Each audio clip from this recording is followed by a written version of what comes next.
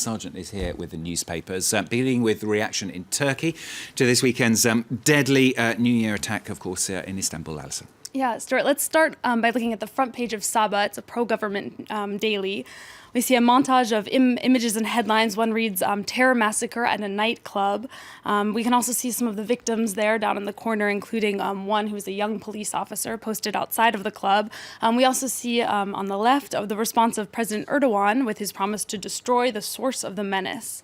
Now, the attack hasn't been claimed, but the paper makes it very clear that they think the source of the menace is the Islamic State group. The editorial in its English language edition says Daesh strikes at what it hates and fears. The paper says that it's no surprise the group targeted people who are freely celebrating the new year. It says the attack on Sunday was a strategic attempt to exploit what it perceived as social divisions within the country. But as you were talking there, Alison, we're just getting that claim of responsibility coming down, in fact, from the Islamic State group. Well. So the Islamic State group now are claiming that just in the last few minutes. But meanwhile, other Turkish papers, they don't go as far as to directly attribute the attack to the Islamic State group, but they do definitely connect it with Turkey's actions in Syria, don't they? Yeah, they do. The Hurriyet Daily News says that regardless of who carried out the attacks, and now we know it's the Islamic State, that terrorist attacks are rising with Turkey's military action in Syria.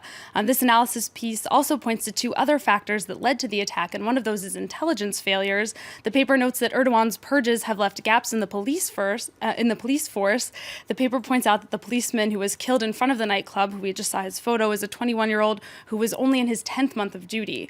The paper also mentions that in general in Turkey there's an atmosphere of rising nationalism, and they talk about a sermon actually that was read in some 80,000 mosques across Turkey on Friday that harshly criticized New Year's celebrations, saying they have no place in Islam or in Turkey's cultural traditions. And the papers outside of Turkey as well, also devoting their front pages to this story. They are. Many international papers are focusing on how this attack was just the latest of what's been really a very violent year in Turkey. The front page of The Independent today speaks to that. The paper says that the unity and future of Turkey hasn't been this precarious since the fall of the Ottoman Empire a century ago.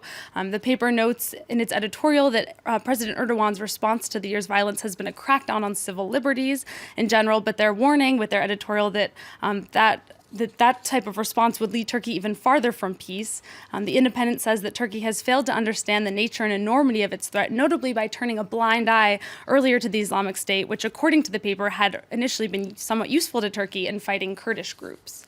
Okay, something different now. We're going to take you to the US. Papers looking forward to tomorrow. New Congress is going to have its first meeting. That's right. Donald Trump does not take office until January 20th, but the new Congress starts tomorrow.